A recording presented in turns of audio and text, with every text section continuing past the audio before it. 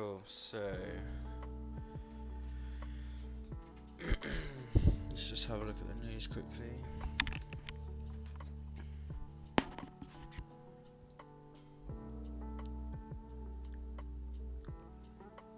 Yeah, so it's just actual.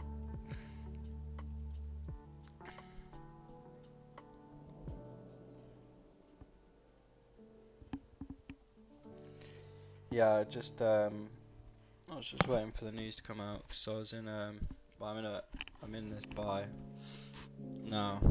So yeah, sorry I was a little bit late. I just had to sort this position out quickly. It's probably gonna take me out, but I just quickly took a little buy in here because I'm in a sell on gold.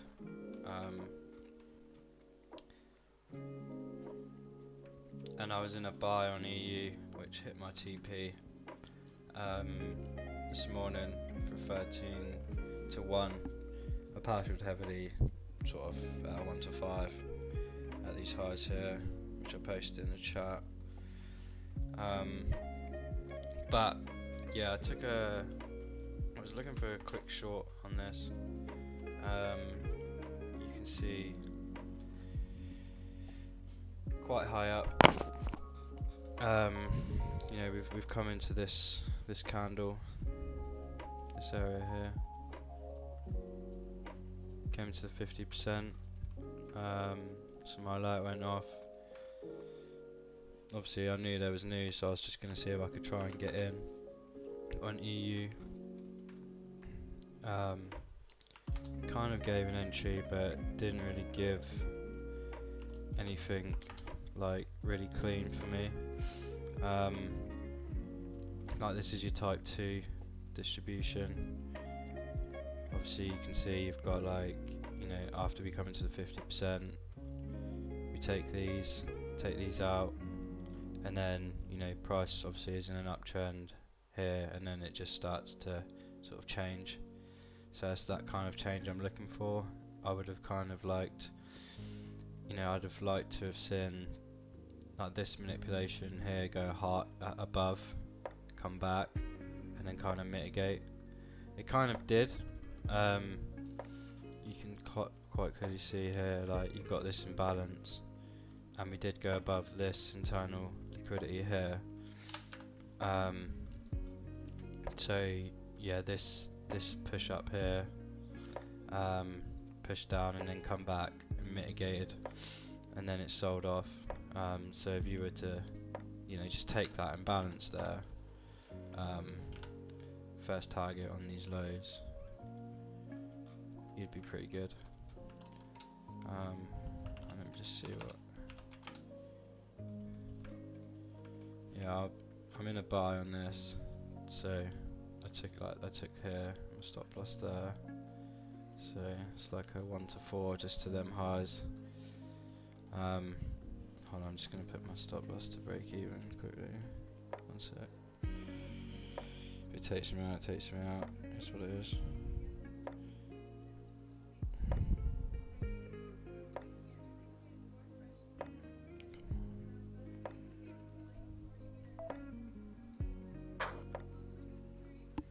Sweet. I think that's pretty much taken me out. But anyway, like the reason why I was just looking to quickly take a quick buy on this is, you can see we like went below this.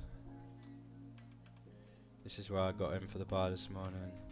Took that out, and then we kind of gave like this little break here, candle push up, come back down, mitigates. So I was just kind of looking to take my profit there. Probably it might just want to do another one, might want to go lower and then come back, something like this. But that's what it is. I'll just leave it there and see what happens. I'll just put it below. Where's my? Yeah, just put my alert there. See what happens. Yeah, so kind of like looking at like the liquidity sweep. So like this morning. So if I just zoom out a bit,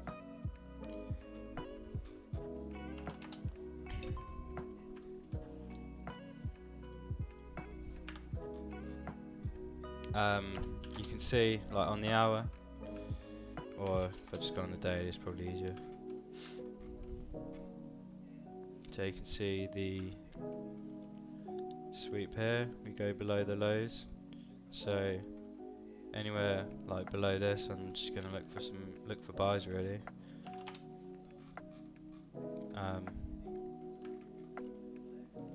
Here's the sweep. You can see after the lows get taken, we accumulate. Prices come in down, then after it takes the low, we consolidate and we start to build a range. This was Asia price action though. Yeah, so this was pretty. This wasn't really tradable for me. You can see, like, I mean, if you do trade Asia, like, why not? You get it's more like a type 2 accumulation, because you don't really get the you don't get like the spring and then the break and then mitigate. You kind of just get like a sweep of like these internal lows. You can see like this area here. Then we push up, and then we come back and feel like this imbalance, and then boom, that's the entry there really.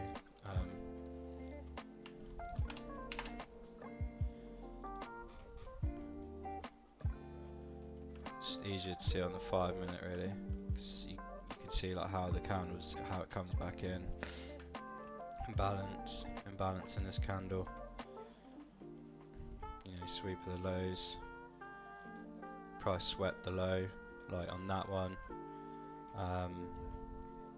Comes back, mitigates. Pretty easy there, if if you trade it. But then the next day gives us like a nicer entry during New York. So you can see we've got this reaccumulation. Price pushes up. So during London Open, we accumulate and we take the highs. So after we take the highs, like, that's when I can look for a potential sell to sell back down into demand. And like, I mean, this is pretty clean. This is clean here. You go above the highs, and then one drive, two drives. There's the liquidity sweep that I'm waiting for. You come back down, and then we mitigate. If you fail to take that, we didn't like BOS or anything. So it's not always the easiest entry. I don't really see like much imbalance in here. But then you can see like we come back, then we break, and then look, there's our imbalance. You can see that there. We wick straight back in, and then there's our sell entry. And then again, look, so obviously, like when you zoom out, that's a counter trend. It's just like a short-term sort of trade to get in. Reason being is because, like, what's the higher time frame done? Swept the lows, accumulated, and then you can see like here, there's buyers in that. There's obviously buyers here.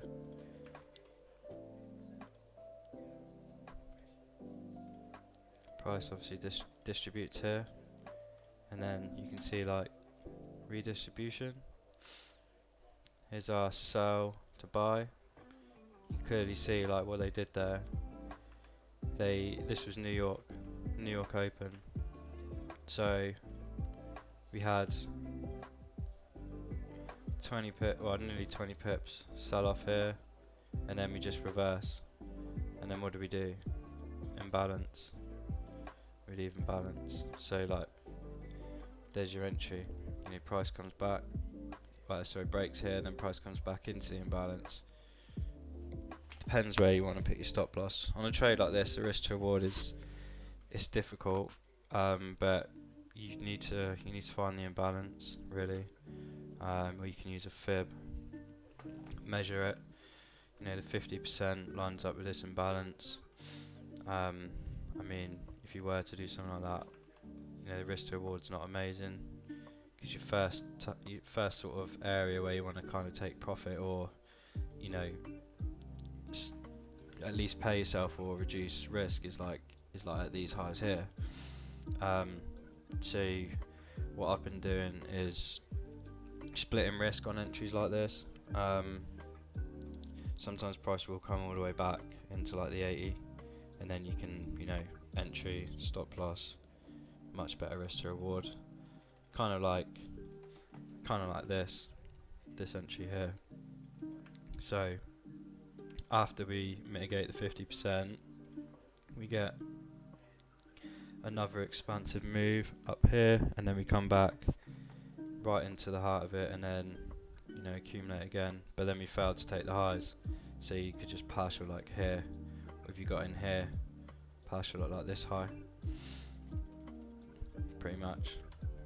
And then so like, where was we? You can see exactly the same thing happens again on Monday. Like exactly the same thing again. Obviously I've got it marked up, but look, liquidity sweep. Price goes, takes you out. Because a lot of people are like buying areas like this, and then not realizing like what they're actually doing. We sweep the lows. We sweep the lows. We sweep the lows here. On like a major low from like on the daily, a major low here. So every area like that is just a target for like these institutional banks, and that's what we need to figure out. Is like where is the money for them to take, and then where's the next target. Obviously we know banks got in here, or institutions, because you've got this big candle that took out liquidity, took people's stop losses, and then instantly reversed. Like this one, this is an even cleaner entry than the one I just showed you here. So like this one, this whole thing is pretty much just the same thing here.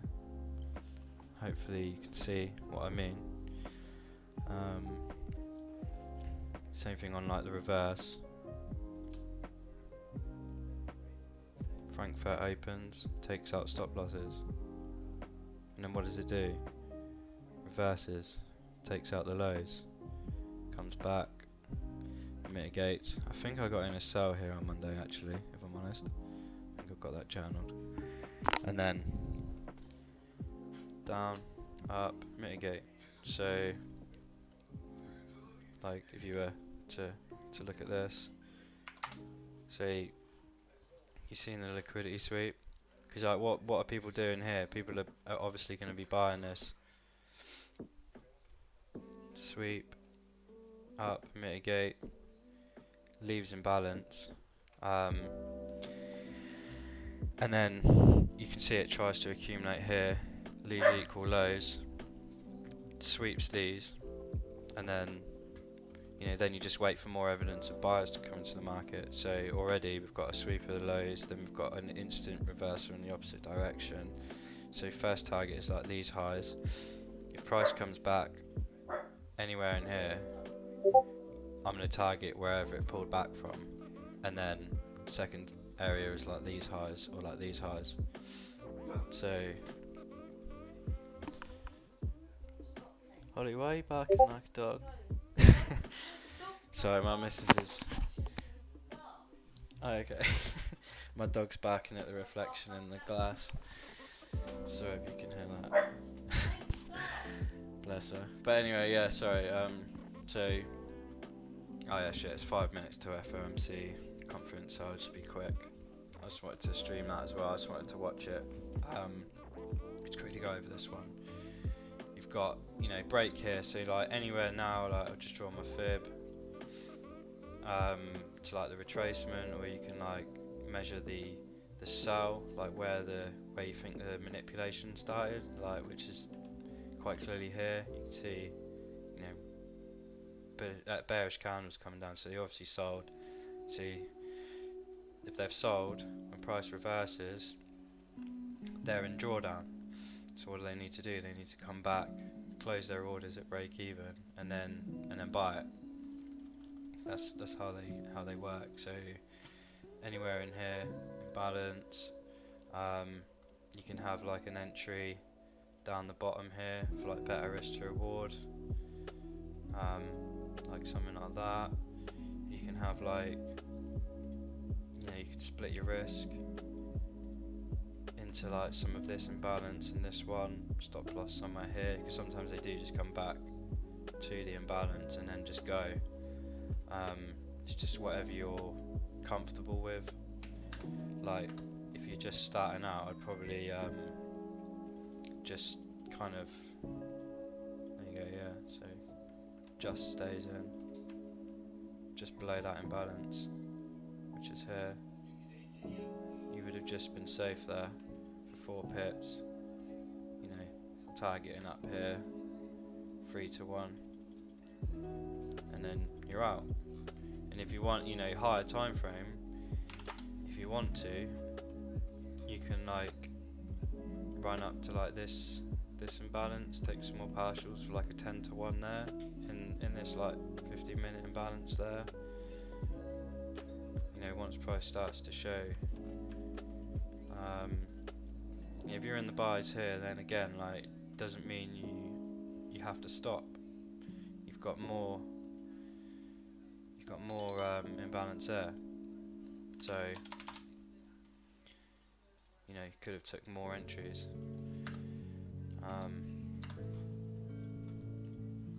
don't even know. Damn, I'm still in that buy. So nice. There you go. So I'm in 3 to 1. I'll just quickly partial.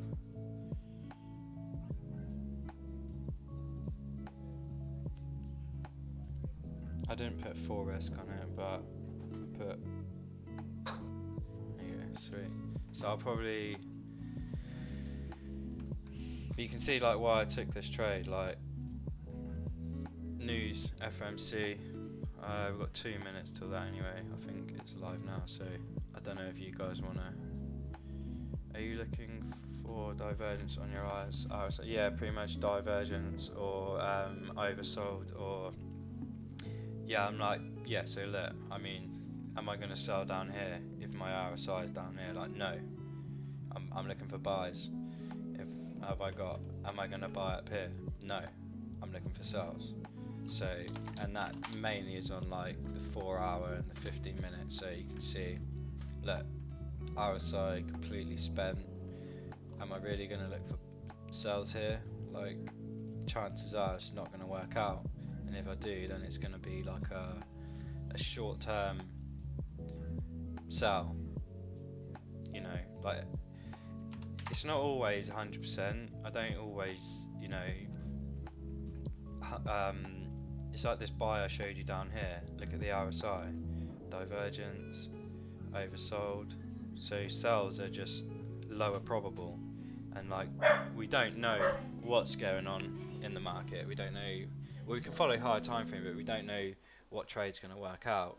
So the more like confluence you can have, the better it is. I mean, you don't have to use RSI. You can use, there's loads of different indicators you can use. I've minimised mine. I used to use like EMAs and stuff. Sometimes I do.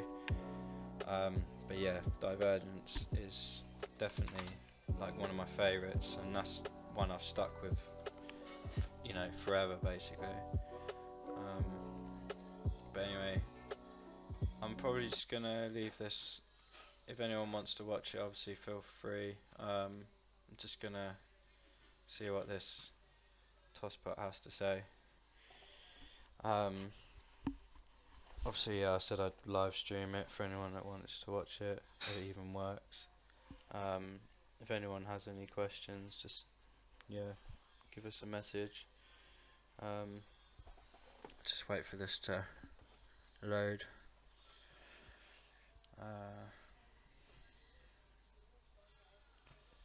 So what did they say? Yeah, so I think FOMC, I think they're looking at like apparently a hawkish pause at just pausing the rate hikes. So in terms of like the dollar,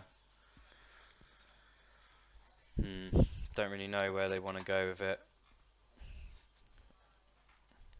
Damn, my buy is doing really nice right now. 5-1. I'm probably just going to take some more partials now. Sheesh. There we go. I'm closing that, baby. Oh, actually, I'm not closing it all. I've just closed another. I just took some more. Wait, what's going on? Why is this not working? Why is this stream not loading?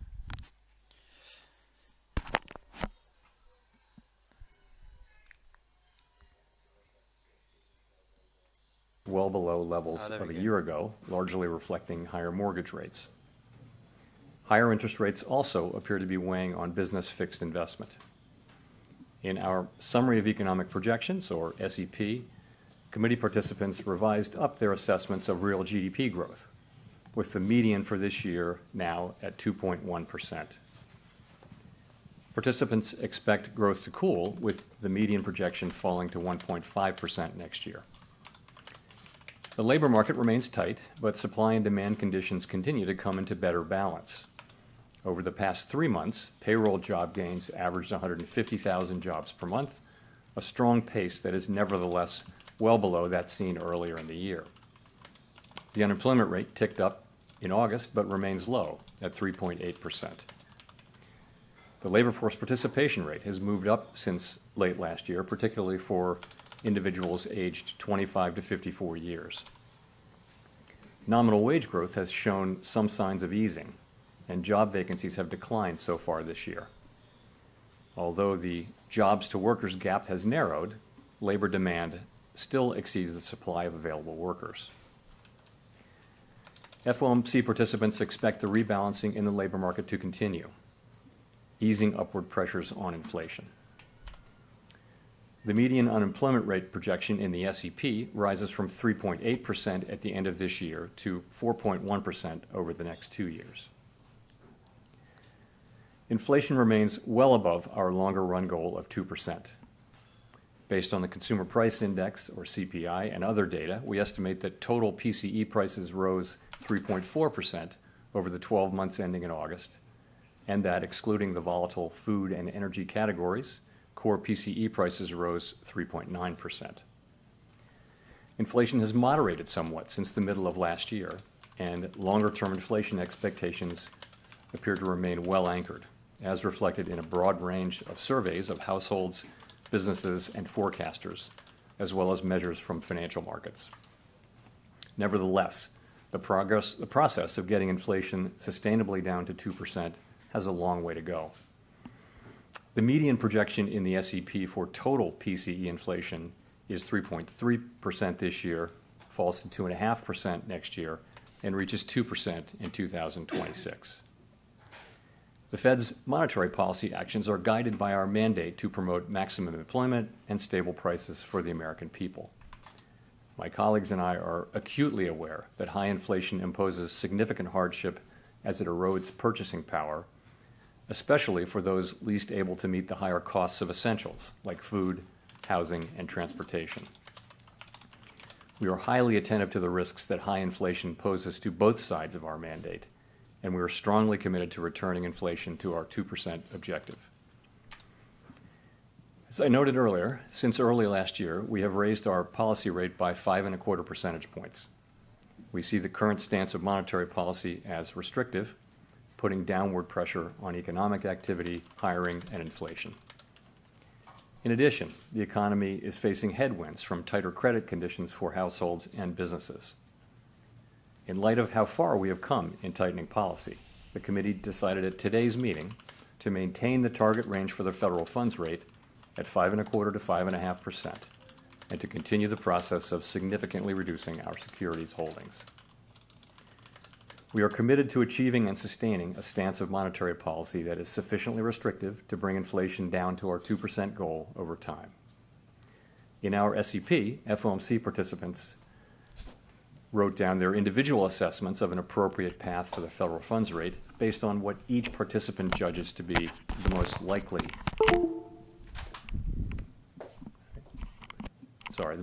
scenario going forward.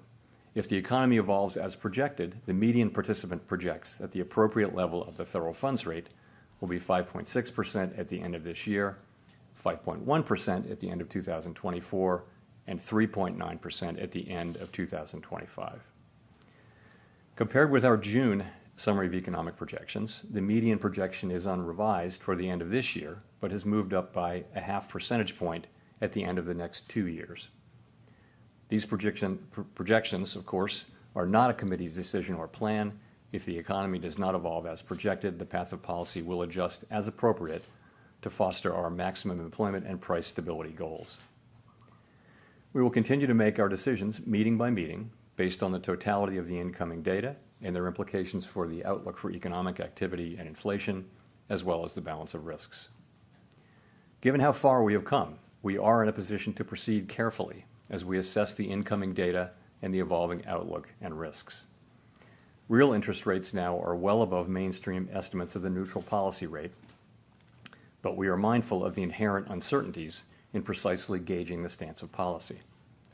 We're prepared to raise rates further if appropriate, and we intend to hold policy at a restrictive level until we're confident that inflation is moving down sustainably toward our objective. In determining the extent of additional policy firming that may be appropriate to return inflation to 2% over time, the committee will take into account the cumulative tightening of monetary policy, the lags with which monetary policy affects economic activity and inflation, and economic and financial developments. We remain committed to bringing inflation back down to our 2% goal and to keeping longer-term inflation expectations well anchored. Reducing inflation is likely to require a period of below-trend growth and some softening of labor market conditions. Restoring price stability is essential to set the stage for achieving maximum employment and stable prices over the longer run. To conclude, we understand that our actions affect communities, families, and businesses across the country. Everything we do is in service to our public mission. We at the Fed will do everything we can to achieve our maximum employment and price stability goals. Thank you, and I look forward to your questions. Colby. Reduce. Fucking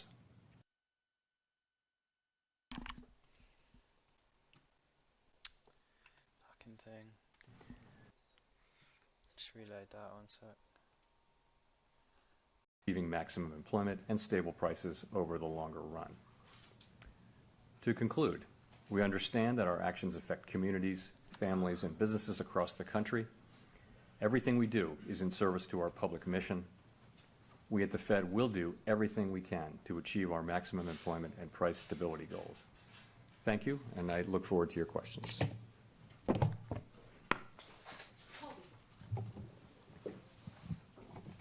Thank you. Colby Smith with the Financial Times.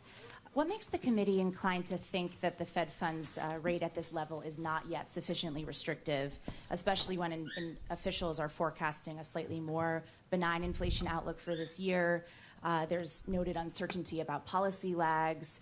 Headwinds have emerged from the looming government shutdown, the end of federal child care funding, resumption of student debt payments, things of that nature.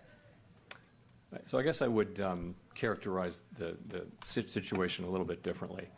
So we decided to maintain the target range for the federal funds rate where it is at 5.25% to 5.5%, while continuing to reduce our securities holdings. And we say we're committed to achieving and sustaining a stance of monetary policy that's sufficiently restrictive to bring down inflation to 2% over time. We said that.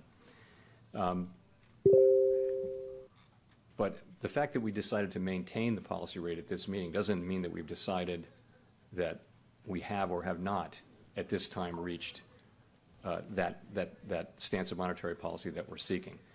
If you looked at the SEP, as you obviously will have done, you will see that a majority of participants believe that it is more likely than not that we will that it will be appropriate for us to raise rates one more time in the 2 remaining meetings this year. Others believe that we have already reached that. So it's something where we're not making a decision by deciding to about that question, by deciding to just maintain the rate and await further data. So right now, it's still an open question about sufficiently restrictive. You're not saying today that we've reached this level. We're not saying, yeah, no. Clearly, what we decided to do is maintain the policy rate and await further data. We want to see convincing evidence, really, that we have reached the appropriate level, and you know, we're seeing progress, and we welcome that. But you know, we need to see more progress before we'll be willing to reach that conclusion. And just on the 2024 projections, what's behind that shallower path for interest rate cuts and the need for real rates to be 50 basis points higher? Right. So I would say it this way. First of all, real interest rates are positive now. They're meaningfully positive. And that's a good thing. We need policy to be restrictive so that we can get inflation down to target, okay?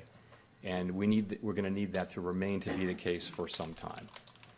So I think, you know, remember that of course, the SEP is not a plan that is negotiated or discussed really as a plan. It's accumulation, really, and what you see are the medians. It's accumulation of individual forecasts from 19 people, and then what you're seeing are the medians. So I wouldn't want to, you know, bestow upon it the idea that it's really a plan. But what it reflects, though, is that economic activity has been stronger than we expected, stronger than I think everyone expected. And so what you're seeing is this is what people believe as of now will be appropriate to achieve what we're looking to achieve, which is progress toward our inflation goal, as you see in the SEP. Thanks. Let's go to Rachel. Hi, Chair Powell. Rachel Siegel from the Washington Post. Thanks for taking our questions. How would you characterize the debate around another hike or holding steady? Is it discussion around lag times, fear of too much slowing, too little slowing? Could you walk us through what this disagreement was about at the meeting? Yeah, so the proposal at the meeting was to maintain our current policy stance. And I think there was obviously unanimous support for that. But this, of course, is an SEP meeting, and so people write down what they think. And you have some, you saw, I think 7 wrote down no hike at this meeting, or between now and the end of the year, and I think 12 wrote down another single hike in one of the next 2 meetings that we have between the end of the year. So it wasn't like we were arguing over that. People just stating their positions. And really what people are saying is, let's see how the data come in. Yeah, he's obviously just we want to see. So, doesn't really mean much for like the dollar. I mean, I think they will raise rates again on the next meeting. Don't know if you guys listen to like Bloomberg and things like that. I'd highly recommend you do. Just because like these little things can just help with your trading and give you an overall direction. But obviously, if the Fed decide to, I mean, this could be coming back into here now. I'm pretty much partial to most of my EU buy, but we could just continue going higher now, taking this out, leaving this in balance, coming back. You can see where we've wicked into this imbalance here. So we'll see what happens. But yeah, like I say, a hawkish pause is what they said. Pause in the rates.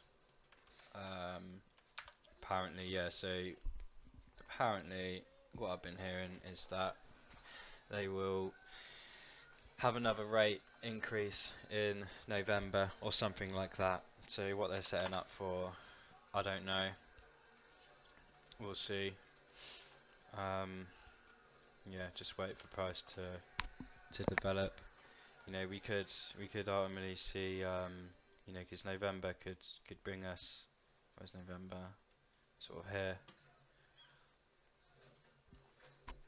So, I mean, I just keep hearing it on like Bloomberg and stuff. It just keeps saying it. So potentially, like we make a high, create like some kind of like free drive distribution, and then sell off into, into like here, and then November increase rates, make a new high, something like that, you know.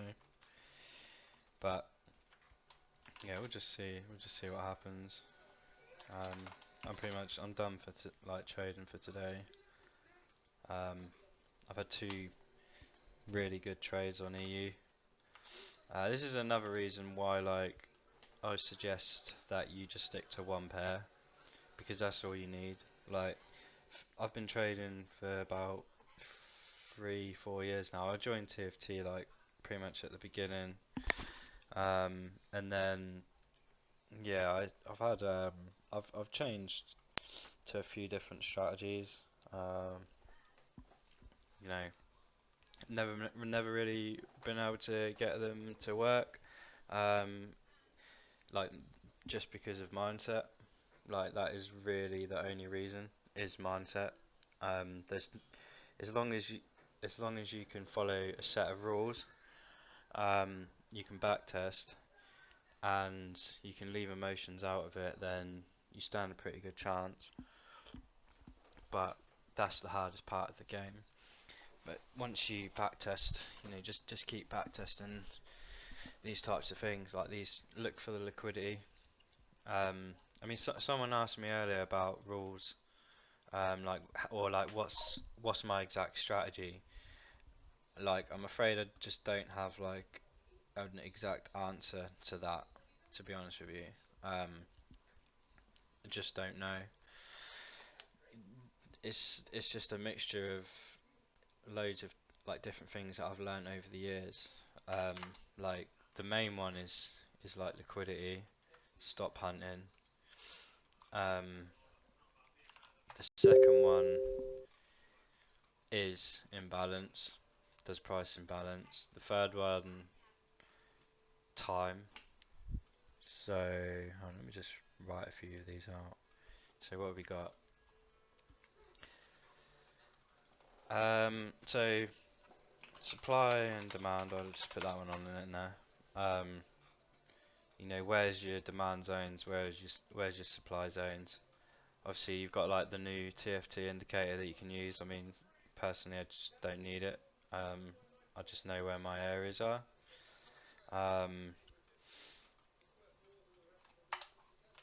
Liquidity. So yeah, where's the liquidity? Where is people's money sat? Where would you put your trades if you were to trade the market? If you were trend line trading? Because don't get me wrong, there's freaking hundreds of different ways you can learn to trade the markets. It's just whether you can stick to rules. You can trade just with a trend line if you want. It just needs to have a set of rules that you can stick to. But yeah, I mean, what I'm trying to say is like liquidity. Like, there's so much different types of liquidity in the market. Obviously, you've got like support, resistance areas. We get areas like this, and then you can see they get swept. Again, like you know, Asia gets swept, and then comes back, mitigates, and then like we sell off, accumulate.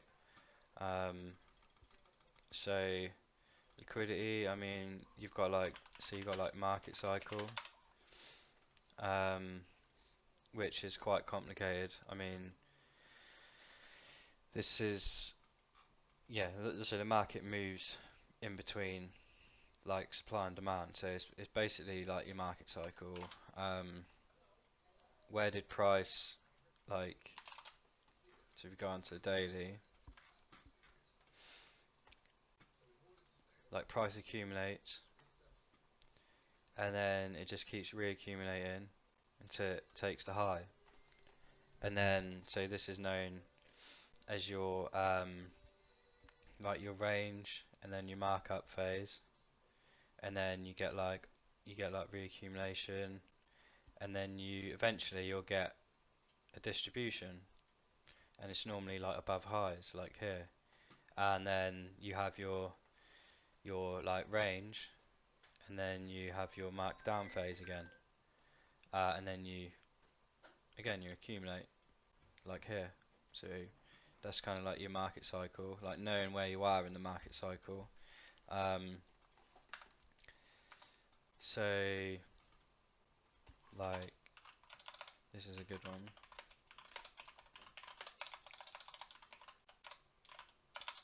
Premium and discount. I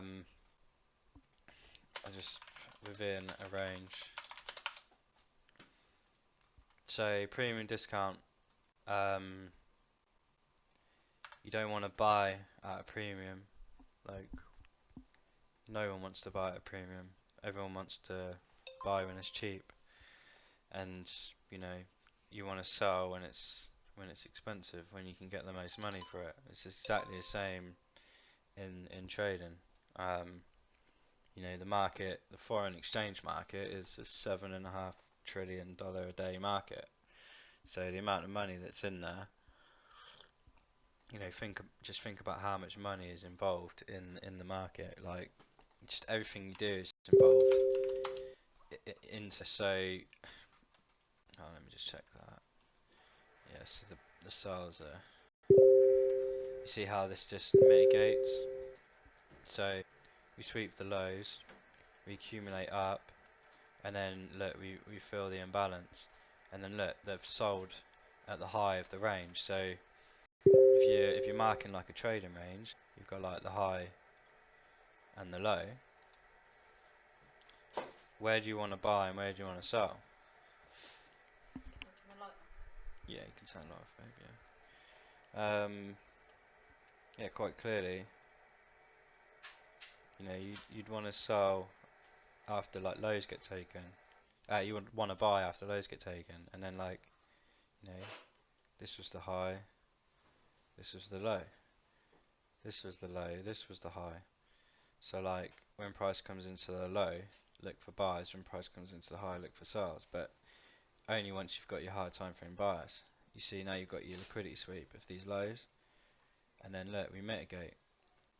So then there's our discount, there's our premium, and this is the same thing with yesterday trades that I took. You got your trading range. We wick below liquidity, money, people stop losses, then we reverse completely in the opposite direction. So then we have like a trading range. This is the discount, premium. We come back into discount, so I want to look for buys. Like up, like again, like we're clearly pushing up today. That's where my buy got hit at TP for 1 to 13, and then again we push up again, and then we just violate this whole trading range for FOMC news that we just watched. You know, one of the biggest news events. Pushes for like 50 pips like usual, and then as I told you last week as well, what do I do after 50 pips?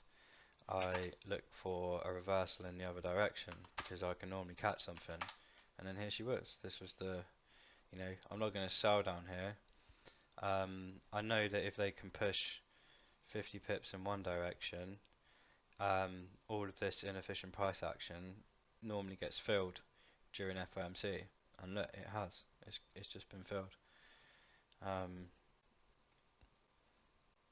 Come back, push up, and then you can see like the imbalance, and then more imbalance, and then we just start to ride down now. So yeah, we'll probably make a new low because the higher that looks like what the higher time frame is sort of is doing for us.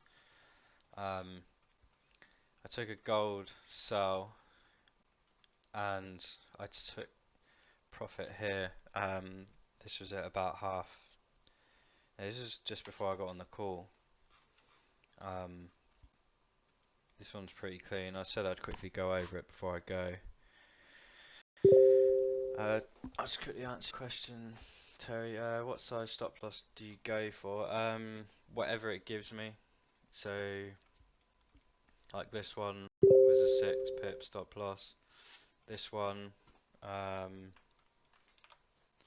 this one here from this morning was, I didn't get the best entry. I think it was like I aimed for this mitigation point here of this imbalance. You can see we wicked in.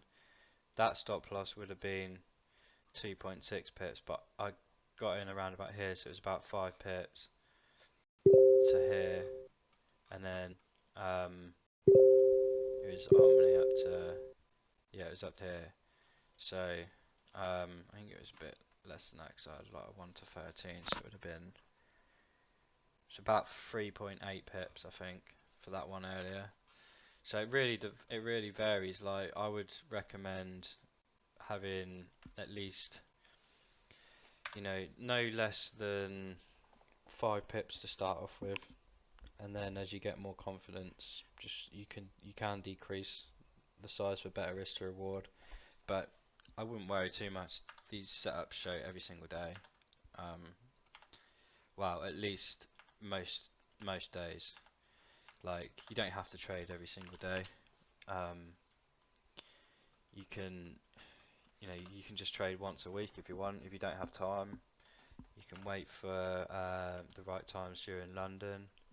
Come back, just look during New York for an hour. Or if you've got FOMC like tonight, you know, come jump on.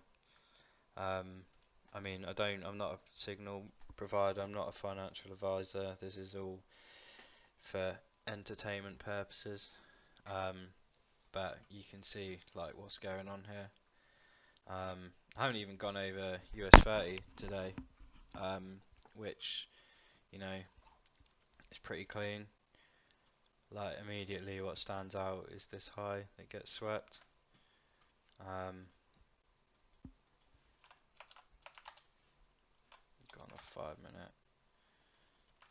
So this was equities open. We manipulate the lows. Oh, what do you know? We come back and fill the imbalance.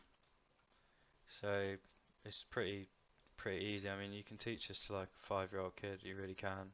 Like this is just the hard part is what you can't teach. Is the mindset. You just can't teach it. It has to be experienced. You have to learn to accept losses.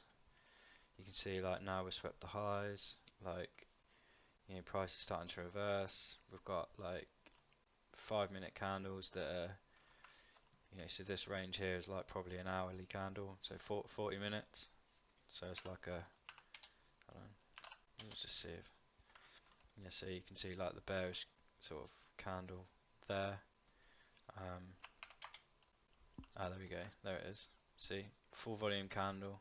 It's another one that no one really talks about, but yeah, that whole candle had no wick in it, which means that there was like major orders that came in after sweeping liquidity. Then yeah, you know, so stop loss again. So what would the stop loss be for this then, Terry? So, you know, mark the low to the high of the range, or you can do like the retracement, which is here. You are only gonna wanna sell, like, so you could do like, there's some imbalance here, something like that. It's like a 3-to-1, or if it price gives you it and she wants to play nice, and you can get like an 80, something like that. But yeah, fucking doesn't even, see, it comes back to this imbalance here. See, so this is what I mean by, you know, most people are waiting for the better risk to reward, but you don't always get it. You know, this one here, to always mark your imbalances.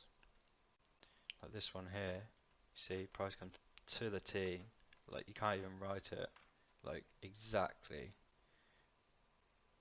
wick perfect. there's no room for error there. So you could have had a really tight stop.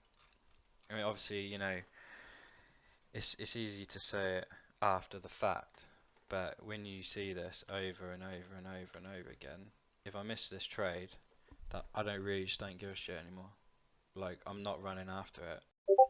I'm not gonna try and just take every single pullback, because that's how you get swept again, and then boom, and then just wait, just wait for another liquidity sweep, then get in.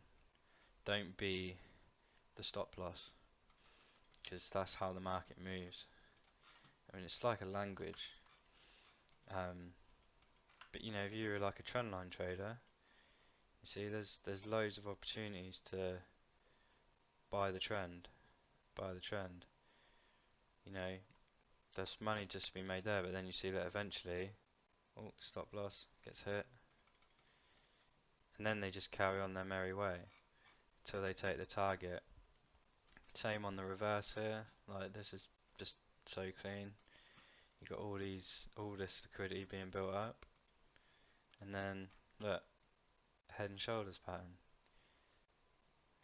Mitigate, reverse.